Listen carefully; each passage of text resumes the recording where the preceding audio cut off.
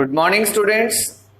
हमने previous class के अंदर क्लासिफिकेशन पढ़ा था मैटर का, ठीक है, जिसमें हमने प्योर सब्सटेंसेस में क्लासिफाई किया था और मिक्सचर्स में, ठीक है। आज हम प्योर सब्सटेंसेस में पढ़ेंगे एलिमेंट्स को। प्योर सब्सटेंसेस हमने पढ़ लिए थे क्या थे, ठीक है। और जब हम प्योर एलिमेंट्स की क्लासिफिकेशन करते हैं तो उसमें हमारे पास आते हैं एलिमेंट्स और कंपाउंड्स। तो क्या होंगे एलिमेंट्स, क्या होंगे कंपाउंड्स, उनकी स्टडी आज हम करेंगे, ठीक है। तो सबसे पहले बात करते हैं एलिमेंट्स की। किसकी बात करते हैं? एलिमेंट्स की। तो अगर एलिमेंट की अगर हम बात करें तो एलिमेंट क्या होगा? A substance which cannot be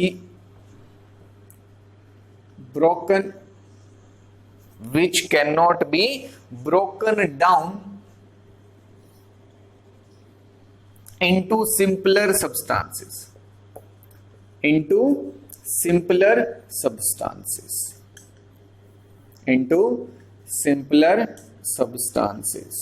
ठीक है, कि वो सब्सटेंस जिसको हम फर्दर ब्रेक डाउन नहीं कर सकते सिंपल सब्सटेंस के अंदर, चाहे एक हो या दो, मतलब उसको हम ब्रेक ही नहीं कर सकते, उसको हम क्या कहेंगे? एलिमेंट कहेंगे।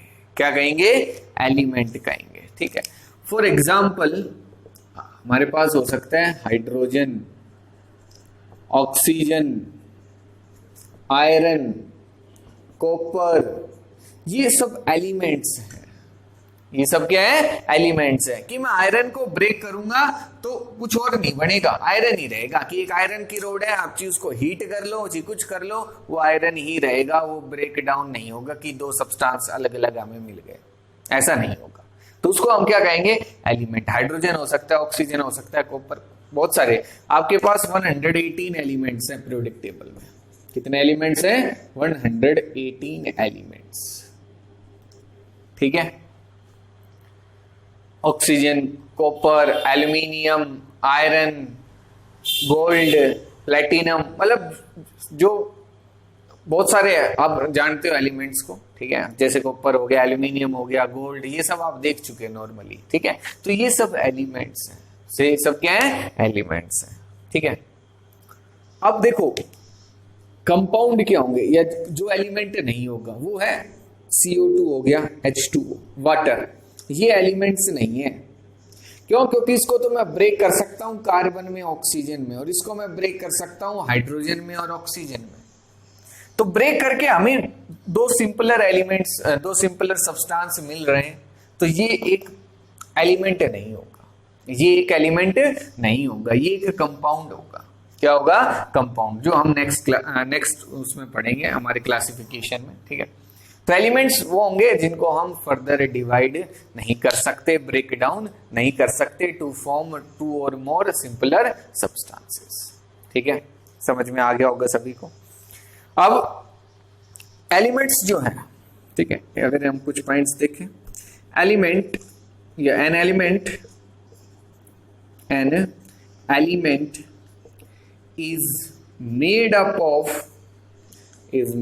of same kind of atoms। कि कोई भी एलिमेंट है उसके अंदर एक जैसे एटम्स होंगे, चेंज नहीं होगा कि एक एटम का साइज बड़ा है, एक का छोटा है, एक का बड़ा है, एक का छोटा है, ऐसा नहीं होगा। सारे एटम्स जो हैं वो सिमिलर होंगे, एक जैसे होंगे, उनका मास, उनकी शेप, उनका साइज सब एक जैसा रहेगा, ठीक है। एलिमेंट के अंदर, किसके अंदर? एलिमेंट के अंदर, ठीक है। तो यहां सभी को समझ में आ गया होगा, ठीक है। एटम्स आर द, और हम ये भी कह सकते हैं कि जो एटम्स हैं, atoms are the building blocks of the universe. और जो एटम्स होते हैं, ठीक है, किसी भी एलिमेंट के एटम्स ऑफ, हम सिंपली लिख सकते हैं atoms are the building blocks of the universe. कि एटम्स जो है वो बिल्डिंग ब्लॉक होते हैं यूनिवर्स के, और एटम्स जो है डिफरेंट एलिमेंट्स के डिफरेंट हो सकते हैं। तो हम इस तरीके से भी लिख सकते हैं कि elements are the building blocks of the universe, कि जो यूनिवर्स है वो एलिमेंट से मिलके बना है, आप कुछ भी ले लो, सिंपल से सिंपल सब्सटेंस कोई भी हम ले सकते हैं, जैसे मैंने मार्कर लिया, डस्टर, चेयर, टेबल, फैन, कुछ भी है, सब में सब एटम से है, और वो एटम किसी ना किसी एलिमेंट का है, किसी ना किसी एलिमेंट का है। तो हमारे चारों तरफ डिफरेंट एलिमेंट्स एग्जिस्ट करते हैं, ठीक है। तो हमारा जो पूरा यूनिवर्स है वो किससे बना हुआ है? एलिमेंट से बना हुआ है। किससे बना हुआ है? एलिमेंट से, ठीक है। अब देखो, एलिमेंट्स को हम क्लासिफाई करेंगे मेटल्स में, नॉन मेटल्स में, ठीक है, और मेटलॉइड्स में। हमारे पास जो मेटल्स हैं उनको भी हम फर्दर क्लासिफाई कर सकते हैं 3 पार्ट्स में, metals, non metals and metalloids, elements को, ठीक है। तो क्या होगा क्लासिफिकेशन, क्या होते हैं मेटल्स, क्या होते हैं नॉन मेटल्स और मेटलॉइड्स, वो देखते हैं। हम अगर बात करें क्लासिफिकेशन की एलिमेंट्स के, ठीक है, तो हमने एलिमेंट्स को क्लासिफाई किया 3 कैटेगरीज में, मेटल्स, ठीक है, non metals, metal, non metals and metalloids, ठीक है। Classification of elements as metals, non metals and metalloids, ठीक है। तो ये हमारे 3 क्लासिफिकेशन पढ़ेंगे, क्या होते हैं मेटल्स और कौन कौन से एलिमेंट्स हैं जो मेटल्स होंगे। मोस्टली जो हमारे पास 118 जो एलिमेंट्स है उसमें से ज्यादातर एलिमेंट्स हमारे पास मेटल्स हैं। हम कह सकते हैं नियर अबाउट 70% जो एलिमेंट्स हैं वो मेटल्स होते हैं, ठीक है। और उसके बाद 25 या हम कह सकते हैं 28 या 29% जो मेटल्स हैं वो जो एलिमेंट्स हैं वो हमारे पास नॉन मेटल्स होंगे, और 1-2% जो हमारे पास एलिमेंट्स है वो मेटलॉइड की कैटेगरी के अंदर एग्जिस्ट आते हैं, ठीक है, लाई करते हैं। तो पढ़ेंगे मेटल्स और नॉन मेटल्स होते क्या है, मेटल्स में क्या डिफरेंस है और नॉन मेटल्स में क्या डिफरेंस है, ठीक है। तो देखो मेटल्स, और यहां हमारे पास है non metals, metals, non metals, ठीक है। जब भी हम डिफरेंस लिखेंगे, एग्जाम में आपसे पूछा जाए, अपनी नोटबुक के अंदर लिख रहे हो, जब भी आपको डिफरेंस लिखना है तो वो टेबुलर फॉर्म में होना चाहिए, टेबल की फॉर्म में होना चाहिए। ऐसा नहीं है कि पहले मेटल्स की प्रॉपर्टी लिख दी फिर नीचे नॉन मेटल्स की प्रॉपर्टीज लिख रहे हो, वो गलत है। एग्जाम में आता है right the difference between metals and non metals, अगर आपने पैरा ऐसे लिख दिया कि पहले मेटल्स लिख दिए फिर नॉन मेटल्स लिख दिए तो वो गलत है। ऐसा डिफरेंस कभी भी ऐसे नहीं लिखे जाते हैं, डिफरेंस हमेशा टेबुलर फॉर्म में ही होने चाहिए, ये बेस्ट रिप्रेजेंटेशन है, ठीक है। और मैं इसका फर्स्ट पॉइंट लिखूंगा, इसका भी फर्स्ट पॉइंट लिखूंगा, सेकंड, थर्ड। जब भी डिफरेंस लिखना है, ये बात आपको बड़े अच्छे से ध्यान रखनी है, ठीक है, सुननी है क्या मैं बता रहा हूं अभी, कि जब भी आप डिफरेंस लिखोगे तो इसका जो फर्स्ट पॉइंट है और इसका जो फर्स्ट पॉइंट है वो सेम लाइन में होने चाहिए। ऐसा नहीं है कि इसका फर्स्ट पॉइंट यहां से स्टार्ट कर दिया और इसका फर्स्ट पॉइंट यहां से कर रहे हो, यहां छोड़ दिया या कुछ भी है, वो गलत है। सेम लाइन के अंदर ये होने चाहिए। फिर जब दूसरा पॉइंट लिखेंगे तो भी ऐसा ही होना चाहिए कि जिस लाइन में ये सेकंड पॉइंट हम लिख रहे हैं उसी लाइन में इसका सेकंड पॉइंट होना चाहिए। बीच में कुछ गैप रह जाए कोई दिक्कत नहीं है, कि जो हमने फर्स्ट पॉइंट लिखा सपोज करो वो 2 लाइन के अंदर है और यहां जो हमने लिखा वो 3 लाइन के अंदर है, तो इसकी तो 1 लाइन जो है वो खाली रहेगी, तो उसको खाली रहने दो, कोई दिक्कत नहीं है। ये नहीं है कि अब इसका तो सेकंड पॉइंट यहाँ रहा है और इसका सेकंड पॉइंट आप यहां से लिख रहे हो कि फर्स्ट पॉइंट तो इतना लेंदी हो गया, इसका छोटा था फर्स्ट पॉइंट, तो फिर ऐसे करते गए, फिर पता नहीं, फिर डिफरेंस नहीं होगा। सेम लाइन के अंदर आपके पास होने चाहिए डिफरेंसेस, ठीक है। तो ये आसानी से आप कर सकते हो, कोई इसमें बड़ी बात नहीं है, बस आपको ध्यान रखना है जब भी एग्जाम होता है, जब भी आपका टेस्ट होता है, क्लास टेस्ट या अपनी नोटबुक में लिख रहे हो किसी भी सब्जेक्ट की बात, किसी भी सब्जेक्ट में, ठीक है, ऐसा नहीं है कि आपको केमिस्ट्री में या साइंस में ही करना है, कोई भी सब्जेक्ट हो, जब भी डिफरेंस लिखे जाएंगे इसी तरीके से लिखे जाते हैं, ठीक है। तो फर्स्ट पॉइंट अगर हम देखें मेटल्स का, तो मेटल्स की क्या प्रॉपर्टी होती है, metals are generally hard, metals are generally hard solids, हम ये लिख सकते हैं, metals are generally hard solids, whereas non-metals are non metals are mostly gases, mostly gases. Gases है तो डेफिनेटली हार्ड तो होंगे ही नहीं। Non metals are mostly gases, ज्यादातर जो नॉन मेटल्स हैं वो गैस की फॉर्म में एग्जिस्ट करते हैं, ठीक है। Metals are ductile in nature, ductile in nature. कैसा नेचर होता है? Ductile nature. That is it means can be drawn, या हम लिख सकते हैं ड्रॉन इनटू वायर। वायर में इनको हम ड्रॉ कर सकते हैं, वायर में कन्वर्ट कर सकते हैं, ठीक है।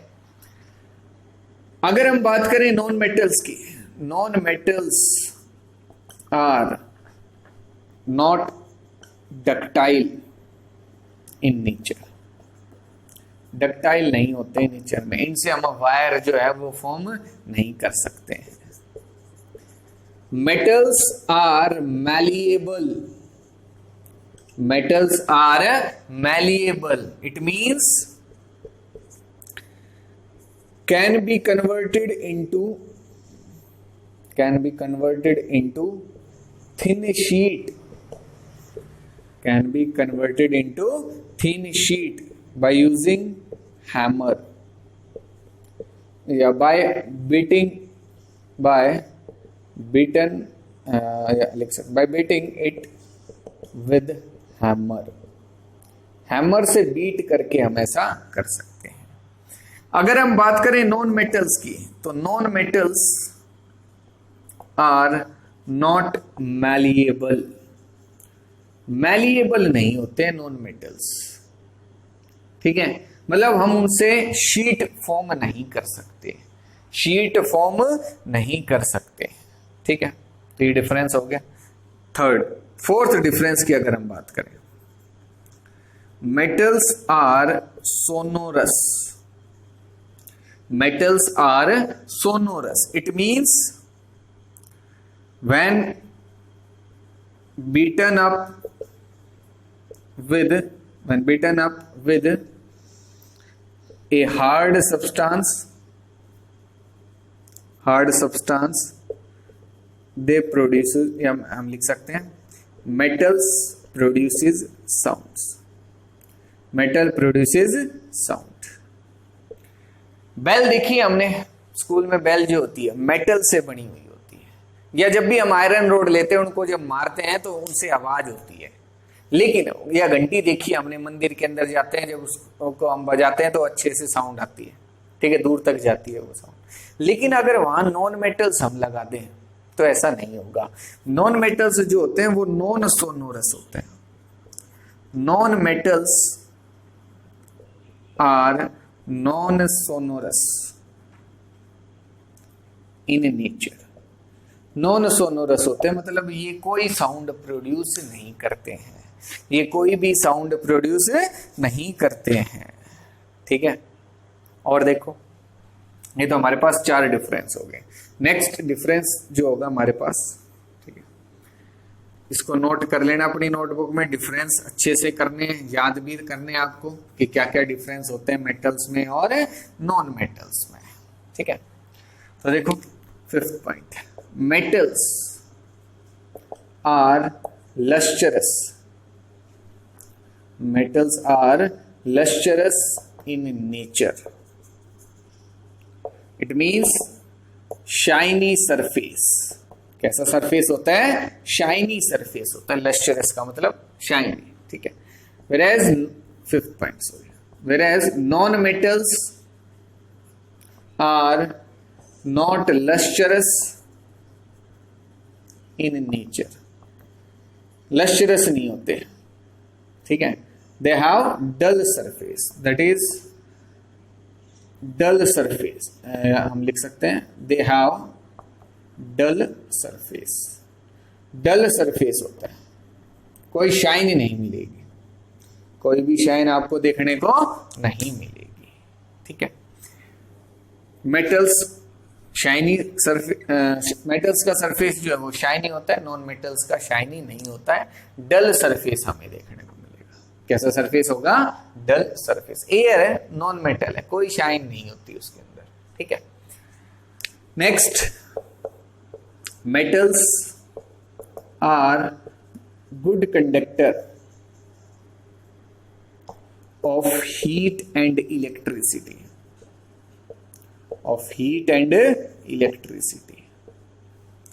whereas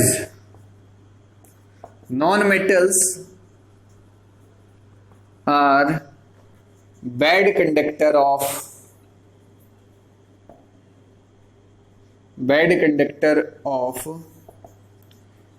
heat and electricity. ठीक है। मेटल्स जो है वो अच्छे कंडक्टर होते हैं हीट और इलेक्ट्रिसिटी के, whereas non metals are bad conductor of heat and electricity. Metals have high melting point. Metals generally have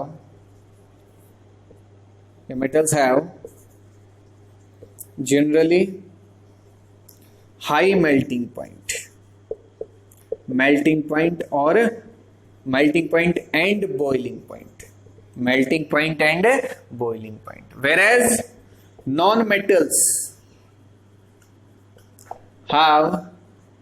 non-metals have low melting point and boiling point, ठीक है। लेकिन नॉन मेटल्स का जो boiling point है या melting point है वो क्या होता है, लो होता है, ठीक है। Metals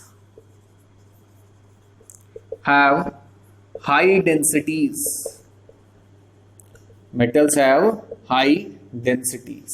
whereas non-metals have low densities, जबकि नॉन मेटल्स की जो डेंसिटी है वो क्या होती है, लो होती है। ठीक है। तो ये हमारे पास कुछ पॉइंट्स हैं मेटल्स और नॉन मेटल्स, ठीक है। आसानी से याद कर सकते हो, ठीक है, ये आपको याद भी करने हैं। अब ये तो बात हो गई डिफरेंस की, ठीक है। अब एग्जाम्पल की अगर हम बात करें, ठीक है, तो मेटल्स के केस में क्या आएगा, नॉन मेटल्स के केस में क्या आएगा। For example iron, copper, zinc, aluminium, ठीक है। हो गया कॉपर, तो हो गया aluminium, zinc, gold, platinum, sodium, potassium, ठीक है, और मरकरी एक्सेट्रा।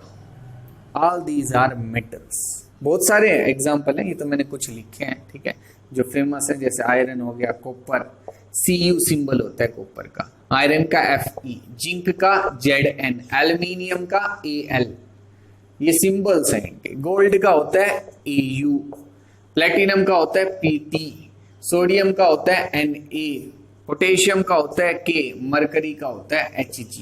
मरकरी का क्या होता है, Hg, ठीक है। मैं आपको 20 तक जो आपके पास मेटल्स हैं या नॉन मेटल्स हैं उनके एटॉमिक नंबर और उनके नेम विद फॉर्मूला ये मैं आपको लिखवा दूंगा, ठीक है। तो जिससे आप आसानी से उनको याद कर पाओगे कि मेटल्स जो है उनके सिंबल क्या हैं और उनके एटॉमिक नंबर, एटॉमिक मास, ठीक है, वो देखेंगे क्या होता है, वो सब हम आगे पढ़ेंगे। तो अगर हम बात करें नॉन मेटल्स की, तो हमारे पास हो सकते हैं oxygen, nitrogen, carbon, neon, argon, hydrogen, helium etcetera. All these are non metals. Oxygen O symbol होता है, नाइट्रोजन का N होता है, कार्बन का C होता है, नियॉन का Ne होता है, आर्गन का Ar होता है, और हाइड्रोजन का H होता है, और हीलियम का He होता है, ठीक है। तो ये सब सिंबल्स हैं। तो नॉन मेटल्स और मेटल्स में आप आसानी से डिफरेंशिएट कर सकते हो, ठीक है। अब हम अगर देखें मेटल्स और नॉन मेटल्स की अगर हम बात करें तो हमारे पास कुछ एक्सेप्शंस भी हैं। मतलब कुछ ऐसे हमारे पास एलिमेंट्स हैं जो अपने ग्रुप से डिफरेंट प्रॉपर्टीज शो कर सकते हैं या करते हैं। ठीक है, जैसे मेटल्स के केस में हमारे पास कुछ ऐसे एलिमेंट्स हैं जो मेटल्स से थोड़ी सी डिफरेंट प्रॉपर्टी शो करते हैं। ठीक है, उनको हम एक्सेप्शन बोलते हैं, मतलब वो रेयर है मेटल्स में भी और नॉन मेटल्स में भी। किसमें? मेटल्स हो या नॉन मेटल्स हो, उनमें दोनों में ही। ठीक है, तो देखो हम यहां लिखेंगे एक्सेप्शंस। एक्सेप्शंस अपवाद बोलते हैं हिंदी में, मतलब कुछ जो थोड़ा सा हटके हो, अलग हो। ठीक है, तो देखो हमने एक प्रॉपर्टी पढ़ी है अभी मेटल्स की कि metals are generally hard solids, but mercury is the mercury, या लिख सकते हैं mercury exist in liquid state, in liquid state. ठीक है, mercury exist in liquid state at room temperature, at room temperature. Room temperature की अगर हम बात करें, मतलब नॉर्मल जो हमारे पास टेम्परेचर है उस पे जो मरकरी है वो आपकी लिक्विड फॉर्म में एग्जिस्ट करती है। किस फॉर्म में एग्जिस्ट करती है? लिक्विड में। लेकिन मोस्टली जो आपके, या हम कह सकते हैं कि जो सभी मेटल्स हैं वो कैसे हैं? सॉलिड्स हैं। मरकरी एक ऐसा मेटल है जो किस फॉर्म में एग्जिस्ट करता है? लिक्विड की फॉर्म में। ठीक है, नॉन मेटल्स की अगर हम बात करें, ठीक है, अब ये डिफरेंस नहीं है। ठीक है, ये डिफरेंस नहीं लिख रहा हूं मैं, एक्सेप्शंस लिख रहा हूं। क्या लिख रहा हूं? एक्सेप्शंस। इसको आप इस तरीके से लिख सकते हो। ठीक है, एक्सेप्शंस लिख के, और मैंने एक एक्सेप्शन लिखा। ठीक है, ये था मेटल्स का। Mercury is a metal, mercury is a metal which exist in a liquid state at room temperature. ये लिख लेना। ठीक है, इसको ऐड कर लेना और अपने नोटबुक में लिख लेना। ठीक है, next, bromine is the only non metal, is the only non-metal which exists in liquid state। और मरकरी ब्रोमीन एक ऐसा नॉन मेटल है, इसका सिंबल होता है Br, जो केवल लिक्विड स्टेट में एग्जिस्ट करता है। ये एक ही नॉन मेटल है हमारे पास। ठीक है, हमने पढ़ा है कि जो नॉन मेटल्स हैं उनका जो सरफेस है वो डल होता है, they have no lustre, whereas iodine is the only non-metal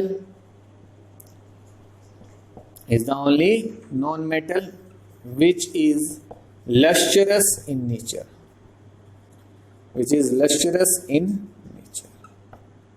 ठीक है, और हमने पढ़ा है कि जो नॉन मेटल्स हैं वो बैड कंडक्टर होते हैं हीट और इलेक्ट्रिसिटी के, whereas ग्रेफाइट,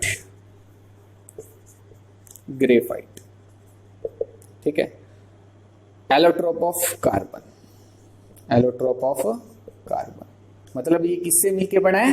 कार्बन से ही मिलके बना है। कार्बन डिफरेंट फॉर्म्स में एग्जिस्ट कर सकता है, डायमंड के फॉर्म में, ग्रेफाइट के फॉर्म में, तो इसको हम एलोट्रोप बोलते हैं। तो ग्रेफाइट जो है is a good conductor of heat and electricity,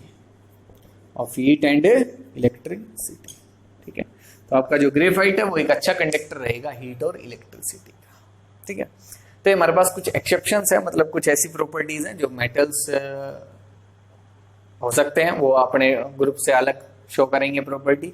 non metals है हमारे पास कुछ जो अपने नॉन मेटेलिक जो प्रॉपर्टीज है उनसे कुछ डिफरेंट प्रॉपर्टीज शो करते हैं।